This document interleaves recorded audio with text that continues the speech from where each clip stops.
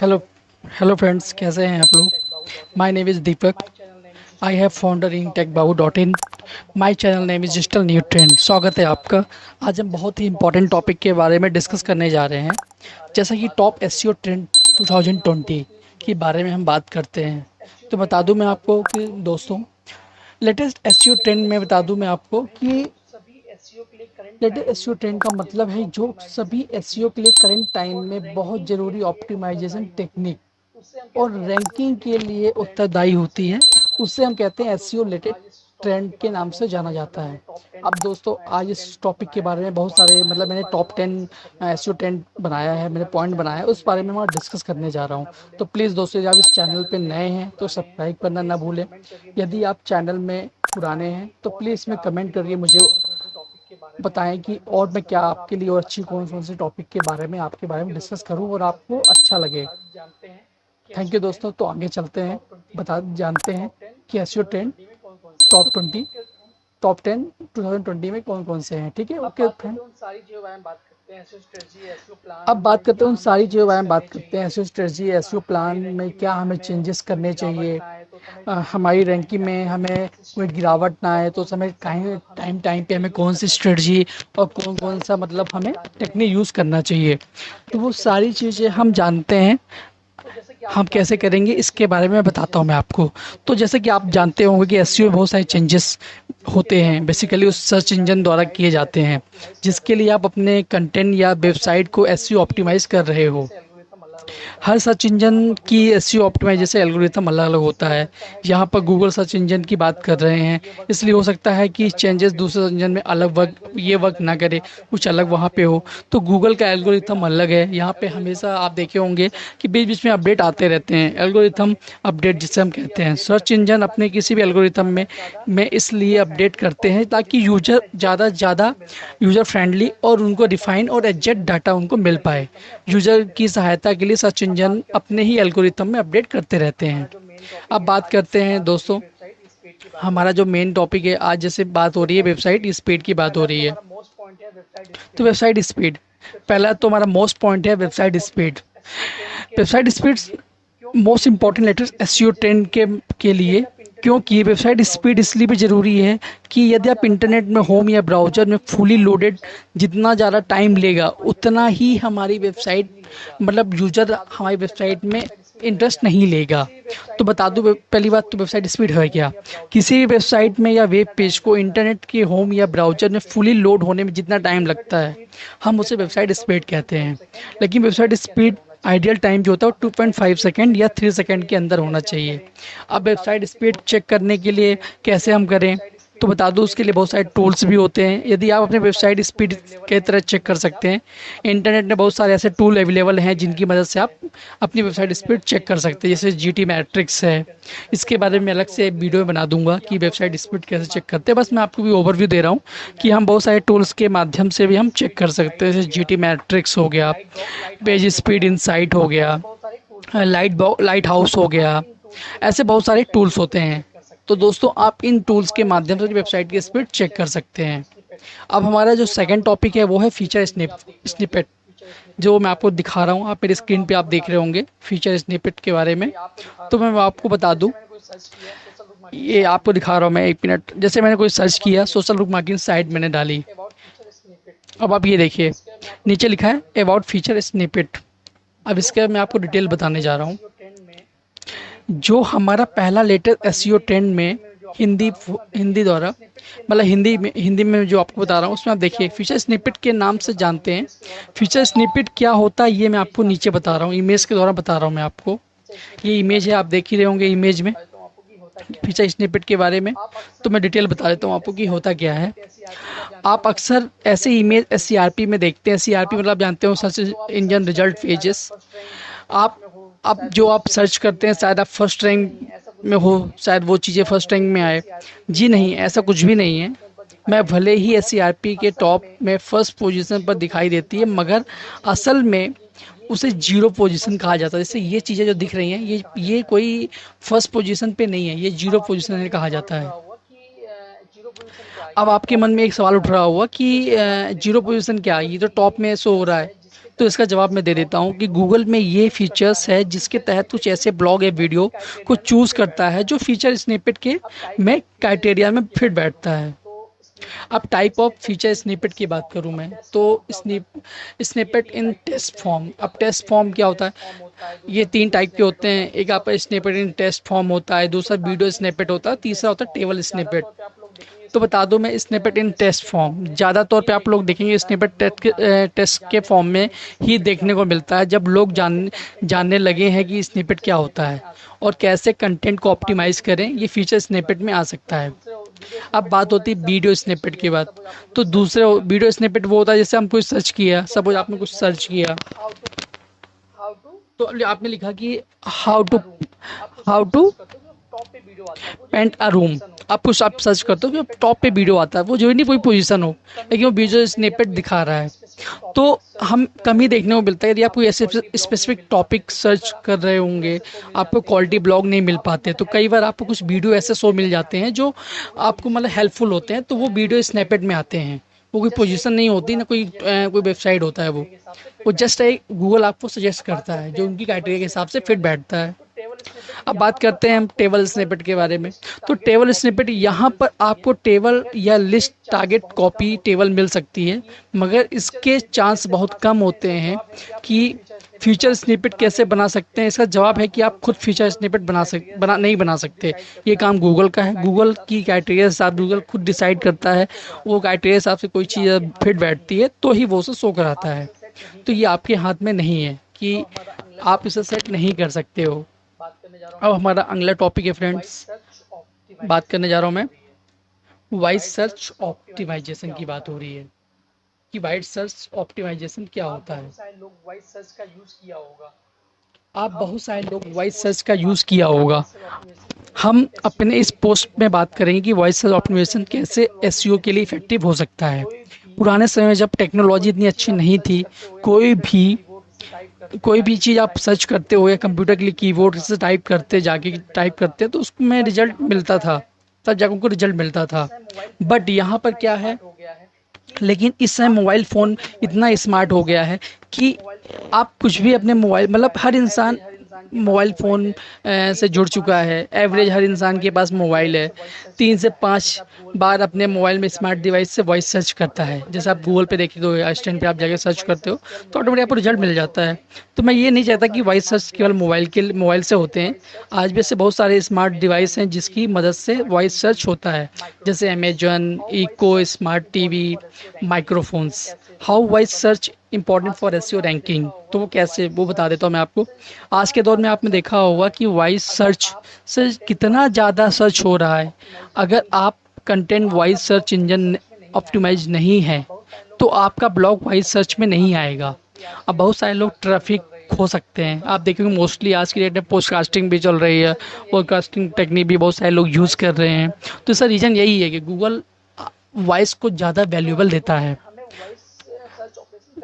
तो बता दूं कि हमें वॉइस सर्च ऑपरेशन करना चाहिए, हमें इस टेक्निक का यूज़ बिल्कुल करना चाहिए। अगर आप इस कंटेंट को वॉइस सर्च ऑप्टिमाइज़ करना चाहते हैं तो मैं आपको कुछ सजेशन दे देता हूँ, वो आप नोट कर लीजिएगा। Firstly, write starting some paragraph in 58 words. Try to include question keyword in your heading. Write point to point short blogs and try write your post according to user intent. ये आप चीज़ें कर सकते हो। तो आपका ऑब्वियस सी बात है, वॉइस सर्च को लेके ये चीज़ें आप ध्यान में रखते हो तो ऑब्वियस सी बात है आपकी वेबसाइट इजीली रैंक करती है। अब हमारे चौथा पॉइंट है वेबसाइट सिक्योरिटी। जी हाँ, वेबसाइट सिक्योरिटी के बारे में बात करूं तो ये बहुत ही इंपॉर्टेंट एक तरह से है, क्योंकि आप भी जानते हैं HTTPS अपडेट आया था, जब से वेबसाइट सिक्योरिटी की रैंकिंग का एक बहुत बड़ा फैक्टर बन चुका है। अगर आपकी वेबसाइट SSL सर्टिफाइड नहीं है तो जो लोग वेबसाइट पर आपको वेबसाइट देखते हैं वो आप पे इजीली ट्रस्ट नहीं करते और ना गूगल आपकी वेबसाइट पर ट्रस्ट करेगा। और अगर गूगल वेबसाइट को ट्रस्ट नहीं करेगा तो रैंक होने के चांस कम हो जाते हैं। इसलिए अपनी वेबसाइट को सिक्योर रखें। What is the SSL and HTTPS? SSL का पूरा फॉर्म नाम होता है सिक्योर सॉकेट लेयर होता है। इसका यूज़ क्रिप्टोग्राफी सिक्योरिटी के लिए किया जाता है। हम सीधे शब्दों में ये बोल सकते हैं कि डाटा सिक्योरिटी के लिए चाहे कोई भी अनऑथराइज पर्सन हमारे डेटा को एक्सेस ना कर सके, इसलिए SSL HTTPS बहुत ज़रूरी है वेबसाइट के लिए। अब बात आती है मोबाइल यूएस कंपेटिबिलिटी। अब बता दूं आपको, जैसा कि आप सबको पता है कि mobile friendliness and important SEO ranking factor, और साथ में ही लेटेस्ट एसईओ ट्रेंड के लिए बहुत ज़रूरी है कि यदि आप एसईओ करते हैं, एसईओ मैनेजर हैं, एसईओ टीम लीड, तो आपको पता होना चाहिए कि वेबसाइट के लिए मोबाइल यूएस कंपेटिबिलिटी बहुत ज़रूरी है। वेबसाइट की मोबाइल फ्रेंडली होना बहुत ज़्यादा इंपॉर्टेंट है दोस्तों। हम बात करते हैं मोबाइल फ्रेंडली वेबसाइट क्या होती है, तो ऐसी वेबसाइट जो किसी मोबाइल डिवाइस में अच्छी तरह से ओपन हो, यूज़र फ्रेंडली हो, हर तरह से अच्छे से परफॉर्म कर रही हो, तो वो इजीली मोबाइल फ्रेंडली वेबसाइट होती है। जिसका सीधा मतलब ये बोल सकते हैं कि वेबसाइट मोबाइल ऑप्टिमाइज होना ज़रूरी है। मोबाइल व्यू के साथ साथ ऑप्टिमाइज और स्पीड भी सही होनी चाहिए। अब इम्पॉर्टेंट फैक्टर क्या है, जैसे कि आप सब जानते हो कि इंटरनेट सर्च मोबाइल के द्वारा किया जाता है। ज़्यादा ट्रैफिक भी मोबाइल से ही मिलता है, ना कि वेबसाइट से। तो रिसर्च तो आपको मोस्टली हमें ये चांस हमें मतलब ये देखना चाहिए कि हमारी वेबसाइट कितना ज़्यादा यूज़र फ्रेंडली है और कितना ज़्यादा कंपेटिबिलिटी है मोबाइल पे। तो आप भी जानते हो 52.2% छोटा अमाउंट नहीं होता, 52.2% लोग मोबाइल पर सर्च करते हैं, तो टोटल सर्च के हाफ से भी ज़्यादा है। तो सोचिए, वेबसाइट मोबाइल यूएस फ्रेंडली यानी यूएस फ्रेंडली नहीं होगी तो ऑब्वियस सी बात है कि रैंक में बहुत दिक्कत जाएगी। तो हमें ये चीज़ें बहुत ज़रूरी है ध्यान में रखना। चौथा मेरा मेरा पाँचवा छठवां टॉपिक है, बेस्ट टॉपिक है ये, कंटेंट लेंथ। दोस्तों, अभी हमने बात की कि हाई क्वालिटी कंटेंट, हम जानते हैं कि कंटेंट लेंथ पर, जो हाई क्वालिटी कंटेंट के साथ साथ कंटेंट लेंथ पर भी फोकस करना बहुत ज़रूरी है। यदि कंटेंट लेंथ भी अगर लेंथ पे हम ध्यान नहीं देंगे तो ऑब्वियस सी बात है कहीं ना कहीं हमारा रैंकिंग नीचे जाने के चांसेस ज़्यादा हो जाते हैं, वेबसाइट हमारी रैंक नहीं कर पाएगी। कई तरह से रिसर्च से ही पता चला है कि 2000 वर्ड से ज़्यादा लेंथ वाले ब्लॉग ज़्यादा रीडर उन्हें मिलते हैं और ज़्यादा ट्रैफिक मिलता है, गूगल उनको वैल्यूएबल देता है।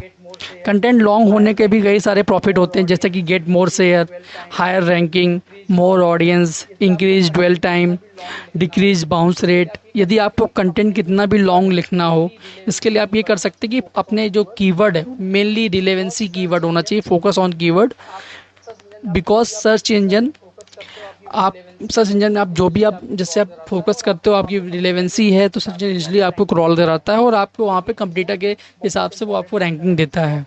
तो ये चीज़ें आप बहुत इंपॉर्टेंट फैक्टर है, इसको आप बिल्कुल नोट करें और अच्छे से इसको ऑप्टिमाइज़ कराएं। अब मेरा सातवां टॉपिक है हाई क्वालिटी कंटेंट। यदि आप लोगों ने सुना हुआ, ये कंटेंट इज़ अ किंग, ये कोई गलत नहीं, ये बिल्कुल राइट है दोस्तों।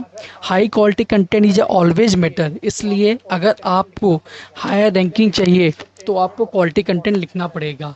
यह लेटेस्ट एसईओ ट्रेंड में बहुत इंपॉर्टेंट फैक्टर है। देखो, मेरा पर्सनल एक्सपीरियंस भी यही कहता है कि मैं भी एसईओ में हूँ, तो मुझे पता है कि एसईओ में हर चीज़ क्वालिटी पर ही मैटर करती है, चाहे वो कंटेंट की बात हो या बैकलिंक की। इसलिए क्वांटिटी के साथ साथ आपको क्वालिटी में विशेष ध्यान देना चाहिए दोस्तों। क्वालिटी कंटेंट क्या होता है, इसके बारे में कुछ मैं आपको बता देता हूँ। जैसे uniqueness, readability, SEO friendly, user friendly, easy to understand, यानी बंदा आपकी अगर आपको कंटेंट पढ़ रहा है तो वो इजीली अंडरस्टैंड कर पाए, उसे आप पॉइंट टू पॉइंट बताओ, सारी चीज़ें वहाँ पे फोकस करके आप उसे बताओ। अगर आप कंटेंट के सारे पॉइंट होते हैं तो इजीली आपकी कंटेंट क्वालिटी इजीली इंक्रीज हो जाती है और यूजर आपकी कंटेंट को इजीली रीड करता है और आपको वैल्यूएबल, आपको ट्रैफिक इजीली बढ़ता है। इंपॉर्टेंट ऑफ क्वालिटी कंटेंट क्या है बता दूं मैं आपको। हाई क्वालिटी कंटेंट ऐसी चीज़ है जो यूजर आपके ब्लॉग पोस्ट को ऑलरेडी इंगेजमेंट करके रखती है, जिसकी वजह से आपकी वेबसाइट पर ड्वेल टाइम इंक्रीज हो जाता है, और ये बहुत बड़ा इंपॉर्टेंट फैक्टर है दोस्तों। तो ये चीज़ें आप जरूर ध्यान दें। अगली बात करूँ तो मैं मेरा 8वां पॉइंट है स्कीमा मार्कअप। स्कीमा मार्क के बारे में हर कोई जानता होगा, यह स्ट्रक्चर डाटा वोकैबुलरी होती है, जो कि बहुत इंपॉर्टेंट फैक्टर है।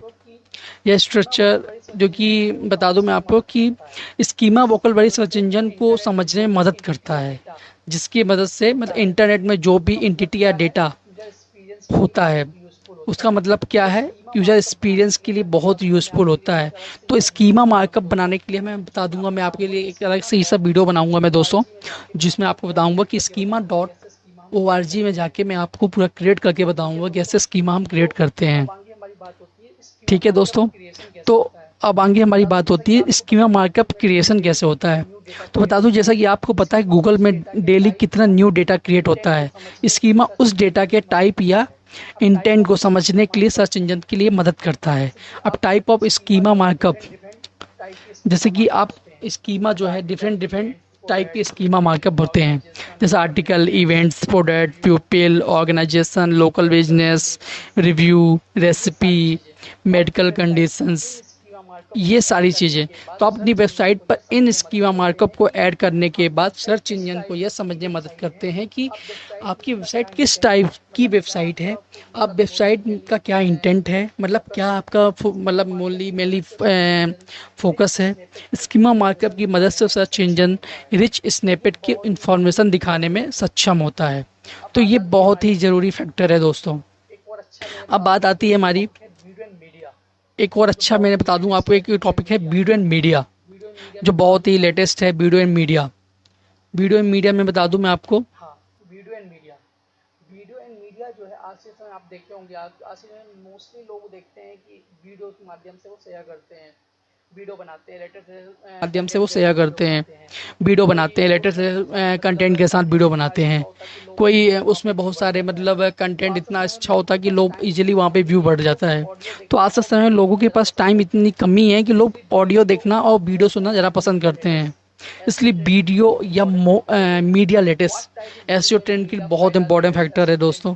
What type is video and media file are latest SEO trend is on 20। आप वीडियो के लिए यूट्यूब वीडियो यूज़ कर सकते हैं। इसका यूज़ करना बहुत ही आसान होता है। मीडिया फाइल में बहुत ऐसी फाइलें आती हैं जिनका यूज़ करके आप वेबसाइट की रैंकिंग और ट्रैफिक इंक्रीज कर सकते हैं। फॉर एग्जांपल के लिए बोल दूँ, पोडकास्टिंग कर सकते हो आप, ऑडियो भी कर सकते हो, बना सकते हो, इमेजेस के थ्रू कर सकते हो, इन्फोग्राफिक कर सकते हो, कंटेंट टेबल लिस्ट आदि आप क्रिएट कर सकते हो। Important of video and media files, Google ने अपने एक रिपोर्ट में बताया है कि 10 से 6 लोग ऑनलाइन वीडियो देखना ज़्यादा पसंद करते हैं, जो कि या तो लाइव शो होता है या मोस्टली मतलब, इसलिए आपकी वेबसाइट का ड्वेल टाइम इंक्रीज करने के लिए वीडियो सबसे अच्छा विकल्प होता है। तो मेरा तो मानना है दोस्तों कि आप वीडियो अधिक से अधिक वीडियो आप यूज़ करें। Video is the best things. एक होता है, एक अगला मेरा लास्ट पॉइंट है, 10वां पॉइंट है CTR एंड ड्वेल टाइम। अगर आप अभी तक CTR और ड्वेल टाइम से आप नहीं आपको नहीं पता है, तो मैं आपको बताना चाहूँगा CTR और ड्वेल टाइम बहुत इंपॉर्टेंट रोल निभाते हैं एसईओ के ट्रेंड को लेके। CTR means click through rate. इसका मतलब ये, जब कोई यूजर आपको सर्च इंजन पर कोई क्वेरी सर्च करता है तो आपकी वेबसाइट या कोई ब्लॉग उस SERP रिजल्ट में आता है, और उस रिजल्ट में कितनी बार आपकी CTR कहते हैं, मतलब कि आप वेबसाइट 100 टाइम SERP पे आता है, वेबसाइट 100 टाइम SERP पे आता है तो 10 बार क्लिक करता है तो उसका CTR होगा 10%। अब आपको बता दूं, मैं इसका फार्मूला भी होता है CTR equal to impression into click upon 100। तो इससे माध्यम से आप निकाल सकते हो कि वेबसाइट में कितना CTR आया। अब ड्वेल टाइम कहता हूँ, ड्वेल टाइम वो होता है जिसमें यूजर आपकी वेबसाइट में कोई एक्शन कर, उसे कहते हैं ड्वेल टाइम। तो ड्वेल टाइम होना भी अच्छी बात है। इसका मतलब ये मान लीजिए कि यूजर, और मैंने मतलब कोई यूजर कोई कीवर्ड सर्च किया, उसके बाद आपकी वेबसाइट URL मिलता है तो उस वेबसाइट पे क्लिक करता है, वहाँ पे बहुत सारे पेजेस पे घूमता है, तो ये उसका एक्शन हुआ। ज़्यादा उसका एक्शन होगा आपकी वेबसाइट पे, वो आपके लिए उतना ही इम्पोर्टेंट होगा दोस्तों। तो एक तरह से ड्वेल टाइम भी बहुत इंपॉर्टेंट फैक्टर रखता है। ये दोनों CTR और ड्वेल टाइम रैंकिंग फैक्टर जितना ज़्यादा हाई होंगे, वेबसाइट उतनी ही अच्छी रैंकिंग हाई होगी और उतना ही आपकी वेबसाइट को वैल्यूएबल मिलेगा। क्या क्या है ये आप लोगों को पता होना चाहिए। तो प्लीज़ दोस्तों, मेरी आपसे रिक्वेस्ट है कि मेरे इस चैनल को सब्सक्राइब करें और अधिक अधिक कमेंट करें, और मैं आपके लिए और अच्छे से और टॉपिक लेके आने वाला हूँ जल्दी ही। Thank you so much.